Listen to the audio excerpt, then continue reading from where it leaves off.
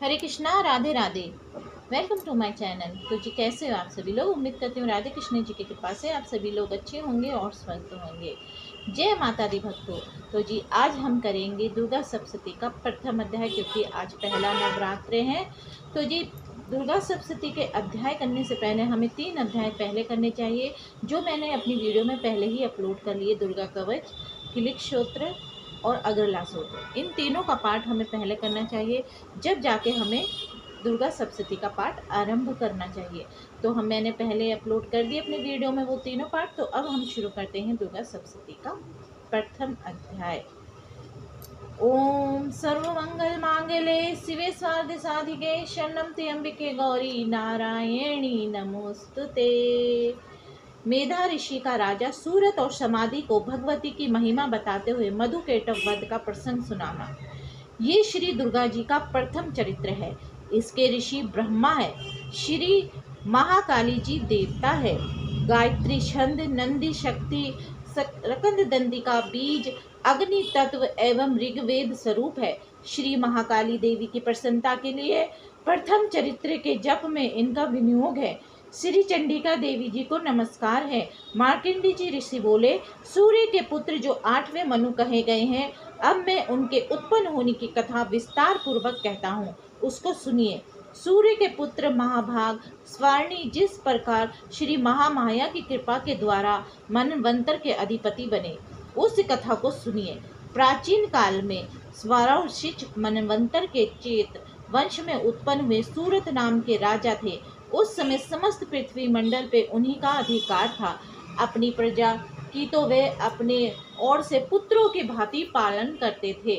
फिर भी कोला दिव्यंशी क्षत्रिय राजा उनके शत्रु बन गए। राजा सूरत की दंड नीति अत्यंत कठोर थी। उनका कोला विध्वंसियों के साथ युद्ध छिड़ गया।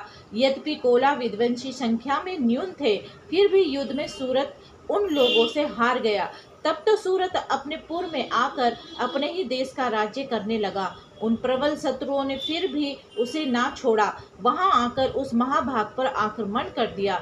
उस समय सूरत का बल छिन्न हो चुका था। ये देखकर उसके दुरात्मा, दुष्ट एवं बलवान आत्मियों ने उसके अपने पूर्व में ही सेना, कोष आदि सभी कुछ छीन लिया। तब तो जिसका प्रभुत्व छीन चुका था, ऐसा वे अकेला ही घोड़े पर सवार होकर शिकार खेलने के बहाने घने वन में चला गया। वन में जाकर उसने एक ऐसा आश्रम देखा जहाँ हिंसक जीव भी अपनी स्वाभाविक हिंसा वृत्ति त्याग कर परम शांत अवस्था में रहते थे। वे आश्रम द्विज श्रेष्ठ मेधा मुनि का था। उनके शिष्य उस आश्रम की शोभा बढ़ा रहे थे। राजा उस आश्रम में पहुंचा। मुनि ने उसका सत्कार किया। उन मुनि के परम श्रेष्ठ आश्रम पर इधर उधर विचरने करते हुए कुछ समय उसने व्यतीत किया। फिर उसी आश्रम में निवास करते हुए उसके चित्त को राज्य की ममता ने आकृष्ट कर लिया। वे विचार करने लगा, ओहो, जिसको मेरे पूर्वज पूर्व काल में पालते आए हैं, आज वे राज्य मुझसे छिन गया है। मेरे ही नौकर दुराचारी हो गए हैं। पता नहीं अब वे लोग धर्म पूर्वक प्रजा की पालना कर रहे होंगे या नहीं। मेरा शूरवीर हाथी जो मद की वर्षा करता था, वे मेरे शत्रुओं के अधीन होकर ना जाने किन भोगों को भोग रहा होगा।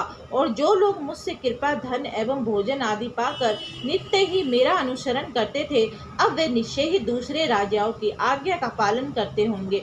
मैंने कितना परिश्रम करके कोष संग्रह किया था, अब उसे फिजूल खर्च करने वाले खर्च करते करते क्या खाली कर डालेंगे। अत्यंत दुख से संचित खजाना क्या सचमुच नष्ट हो जाएगा। इस प्रकार की और भी बातें राजा सतत विचारने लगे। इस प्रकार विचारते विचारते एक दिन विप्रवर मेधा मुनि के आश्रम के पास एक वैश्य को देखा। पास जाकर पूछा कि तुम कौन हो, इस आश्रम पे आने का क्या कारण है? तुम तो शोकाग्रस्त एक उदास दिखाई देते हो, इसका क्या कारण है? ये राजा ने प्रेम पूर्वक पूछा। राजा की बात सुनकर वैश्य ने अत्यंत नम्रता से उत्तर दिया। वैश्य बोला, मैं धनवान कुल में उत्पन्न हुआ समाधि नामक का वैश्य हूँ। धन के लोभ में पड़कर मेरे पुत्र एवं स्त्रियों ने अत्यंत दुष्ट होकर मुझे घर से निकाल दिया। इस समय मैं धन पुत्र से हीन हूँ। मेरा ही धन पाकर मेरे असाधु बंधुओं ने मुझे हटा दिया है। मैं अत्यंत दुखी होकर वन में चला आया हूँ। यहाँ आने पर मुझे वही यहाँ आने पर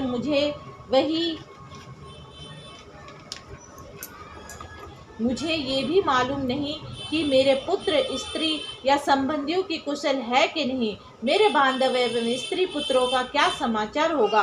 घर में रहते हुए अब वे उन्हें किस प्रकार का कष्ट तो ना होगा।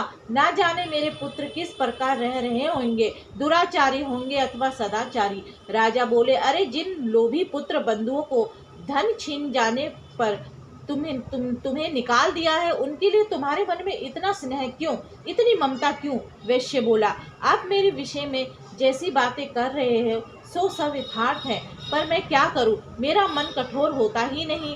जिन पुत्रों ने धन के लोभ में पड़कर पितृ प्रेम, स्त्री ने पति प्रेम, स्वजनों ने हार्दिक प्रेम त्याग कर मुझे घर से निकाल दिया, फिर उन्हीं के लिए मुझे इतना प्रेम क्यों है। मैं सब कुछ जानते हुए भी इस बात को नहीं जान सकता। हे महामते, मैं क्या कहूँ। उन गुण रहित बंधु बांधवों के लिए मेरे चित्त में इतना प्रेम क्यों उमड़ रहा है। उनके लिए मैं लंबी लंबी सांसें भरता हूँ। उन संबंधियों में मेरे लिए प्रेम का अभाव है, तो भी मेरा मन उनके लिए कठोर नहीं होता है। इसके लिए मैं क्या करूँ। मार्कंडेय जी बोले, हे ब्राह्मण श्रेष्ठ, तब वे दोनों राजा सूरत तथा समाधि नामक वैश्य मेधा मुनि के पास साथ साथ पहुँचे। विशिष्ट राजा तथा समाधि वैश्य न्याय पूर्वक ऋषि का सत्कार करके उनके चरणों में बैठ गए। वैश्य और राजा ने वार्तालाप आरंभ किया। राजा बोले, हे भगवान, मैं आपसे एक बात पूछता हूँ, कृपया करके उसे बताएं। मेरा मन अपने वश में नहीं है। ये बात मेरे मन को अति दुखित कर रही है। मेरा राज्य मुझसे छिन गया, उसकी तथा उस राज्य के सभी अंगों की ममता मुझे लग रही है। मैं जानता हूँ कि अब ये राज्य मेरा नहीं है, फिर भी हे मुनिराज, यज्ञों की भांति मैं उसके लिए अत्यंत दुखी हूँ। इसका क्या कारण है। इधर इस वैश्य को भी पुत्र, स्त्री, नौकर चाकरों ने अपमानित करके घर से निकाल दिया है। यद्यपि इस संबंधियों ने त्याग भी दिया है, फिर भी इसका मन उनमें स्नेह करता है। इस प्रकार यह और मैं दोनों ही अत्यंत दुखी है। हे महाभाग, जिस समय में दोष प्रत्यक्ष दिखाई दे रहा है, उसमें भी हमारा मन ममता के कारण क्यों खींचा जा रहा है। इसका क्या कारण है। हम दोनों ज्ञानवान हैं, फिर भी ऐसा मोह क्यों। मुझ में विचार शून्य पुरुष की भांति मूर्खता प्रत्यक्ष दिखाई देती है। ऋषि बोले, हे राजन, विषय मार्ग का ज्ञान सभी प्राणियों को है। हे महाभाग, विषय भी इसी प्रकार सबके भिन्न भिन्न है। कितने एक प्राणी दिन के अंधे हैं और दूसरे कितने एक रात्रि के अंधे हैं, किंतु कितने एक प्राणी दिन तथा रात्रि में समान दृष्टि से हुआ करते हैं। ये सत्य है कि मनुष्य ज्ञानी होते हैं, किंतु वे लोग ही ज्ञानी नहीं होते। पशु पक्षी मृग आदि सभी ज्ञानी हुआ करते हैं। जैसा कि पशु पक्षियों में ज्ञान होता है, वही ज्ञान मनुष्य में भी होता है।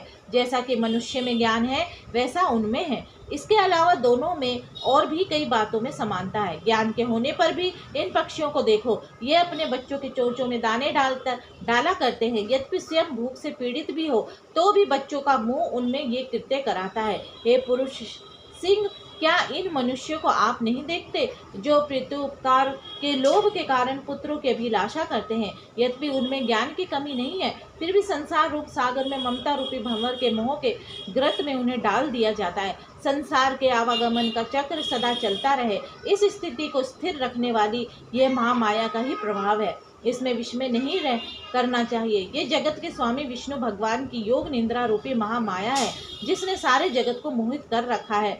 वही देवी भगवती ज्ञानियों के चित्त भी बलपूर्वक खींचकर मोह में डाल दिया करती है। उसी महामाया के द्वारा ये चराचर जगत उत्पन्न होता है। वही महामाया जब प्रसन्न होती है तो मनुष्य को मुक्ति के लिए वर देने वाली होती है। वही पराविद्या भगवती संसार के मोक्ष की कारण रूप है, सनातनी है। वही सब ईश्वरों की भी ईश्वरी संसार के बंधन का भी कारण है। राजा बोले, हे भगवान, वे देवी कौन है जिन्हें आप महामाया के नाम से पुकार रहे हैं। वे किस प्रकार उत्पन्न हुई है। हे ब्राह्मण देव, उनका क्या कार्य है। उन देवी का जिस प्रकार का प्रभाव है, जो उनका स्वरूप है एवं जिस प्रकार वे प्रकट हुई है, ब्रह्म देवताओं में श्रेष्ठ, ये सभी कुछ मैं आपसे सुनना चाहता हूँ। ऋषि बोले, हे देवी, नित्य स्वरूप है। ये सारा जगत ही उसकी मूर्ति है, उसी के द्वारा ही ये सारा जगत विस्तृत है, किंतु उसका प्रकट अनेकों प्रकार से होता है। वे मुझसे स्मरण करो, जब वे देवताओं की कार्य सिद्धि के लिए प्रकट होती है, उसी समय अजन्मा एवं नित्य होते हुए भी वे देवी प्रकट हुई कहलाती है। हे राजन, कल्प के अंत में जब समस्त संसार प्रलयकालीन समुद्र में निमग्न हो रहा था, तब योग निद्रा का आधार लेके सारे ब्रह्मांड के स्वामी विष्णु भगवान शेषनाग की सैया पर सो रहे थे। उस समय मधु तथा कैटव इन नामों से प्रसिद्ध भयंकर असुर विष्णु भगवान के कान के मैल से उत्पन्न हो गए और ब्रह्मा जी को मारने के लिए तैयार हो गए। वे प्रजापति ब्रह्मा जी विष्णु की नाभि कमल में विराजमान थे। ब्रह्मा जी ने भयंकर दैत्य को देखा और भगवान जनार्दन को भी सोया हुआ देखा। तब ब्रह्मा जी ने हृदय को एकाग्र करके इसी योग निद्रा की स्तुति की। ये स्तुति विष्णु भगवान के जगाने के लिए थी। योग निद्रा देवी ने भगवान के नेत्रों में उस समय निवास किया हुआ था। सारे विश्व की ईश्वरी जगत की रचना करने वाली, स्थिति एवं संहार करने वाली भगवान विष्णु के तेज की अतुल शक्ति भगवती योग निद्रा की ब्रह्मा जी ने इस प्रकार स्तुति की।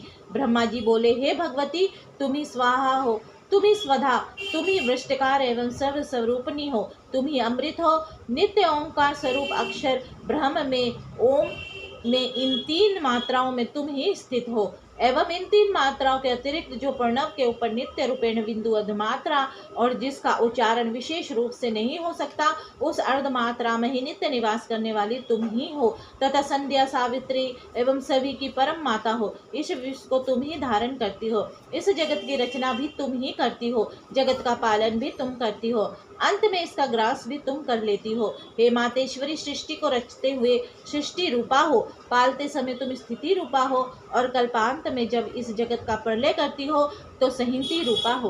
तुम ही हो, तुम ही महाविद्या, महामाया, महामेधा, महास्मृति हो, महामोया देवी, महादेवी, महाअसुरी तुम ही हो। तीनों गुणों की उत्पत्ति करता तुम ही सबकी प्रकृति हो। घोर काल रात्रि मोह रात्रि भी तुम हो, श्री भी तुम हो, ईश्वरी भी तुम हो, बोध कराने वाली लक्षण बुद्धि भी तुम ही हो। तुम ही लज्जा, पुष्टि, तुष्टि एवं तुम ही शांति तथा क्षमा हो।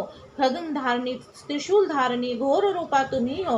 गदा तथा चक्र धारण करने वाली तुम ही हो। शंख, धनुष, वान, भिषंडी, परिघे एवं आयुध कराने वाली भी तुम ही हो। तुम ही सौम्य एवं सौम्यंत्र हो। सभी सुंदर पदार्थों से तुम अत्यंत सुंदरी हो। पर एवं अपर, सबसे परा परमेश्वरी तुम ही हो। हे सभी स्वरूपों को धारण करने वाली, जहाँ कहीं जो कुछ भी सत तथा असत वस्तुएं, उन सब में जो शक्ति है वही तुम ही तो हो।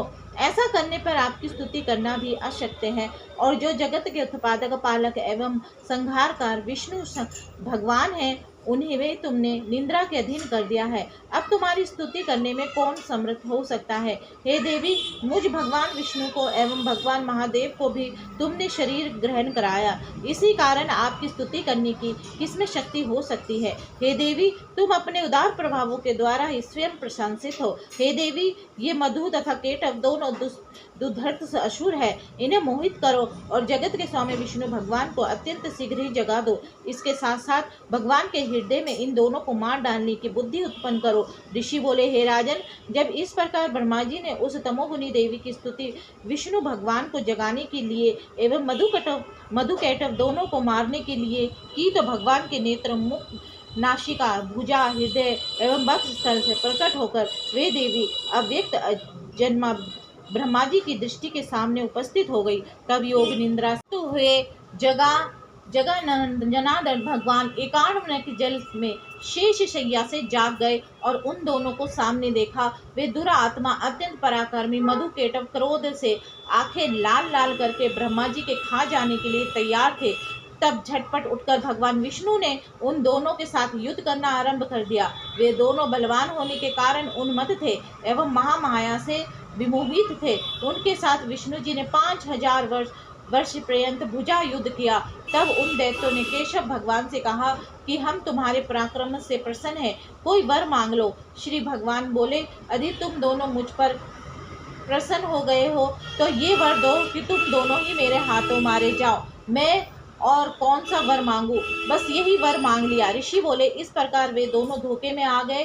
तब सारा जगत जलमय उन दोनों ने देखा। फिर वे भगवान विष्णु से बोले, जहाँ पृथ्वी जल में डूबी ना हो वहाँ हम दोनों का वध करो। ऋषि बोले, तब तथास्तु, ऐसा ही हो कहकर शंख चक्र गदाधारी भगवान ने उन दोनों के सिर अपनी जंघाओं में रखकर चक्र से काट डाले। इस प्रकार ये महामाया भगवती ब्रह्मा जी की स्तुति करने पर स्वयं प्रकट हुई थी।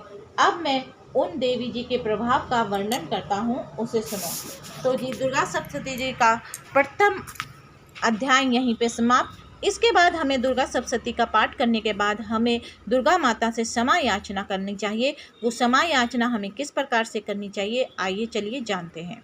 इस प्रकार से माँ से क्षमा याचना करें।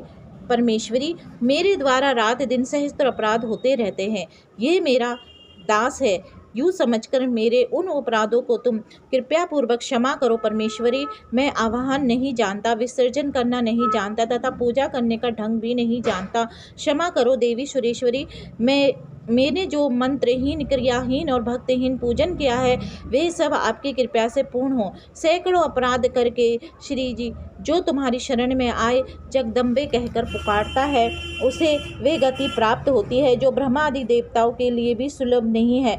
जगदम्बिके, मैं अपराधी हूँ किंतु तुम्हारी शरण में आया हूँ, उस समय दया का पात्र हूँ, तुम जैसा चाहो करो। देवी परमेश्वरी, अज्ञान से, भूल से अथवा बुद्धि भ्रांत होने के कारण मैंने जो न्यूनता या अधिकता कर दी है वे सब क्षमा करो और प्रसन्न हो। सच्चिदानंद स्वरूप परमेश्वरी, जगन्माता कामेश्वरी, तुम प्रेम पूर्वक मेरी ये पूजा स्वीकार करो और मुझ पर प्रसन्न हो। देवी सुरेश्वरी, तुम गोपनीय से भी गोपनीय वस्तु की रक्षा करने वाली हो, मेरे निवेदन किए हुए इस जप को ग्रहण करो, तुम्हारी कृपा से मुझे सिद्धि प्राप्त हो। तो जी आज की वीडियो में बस इतना ही। उम्मीद करती हूँ कि आपको आज की वीडियो अच्छी लगी होगी। अगर आपको आज की वीडियो अच्छी लगे तो वीडियो को लाइक एंड शेयर करना ना भूलें। हरे कृष्णा, राधे राधे।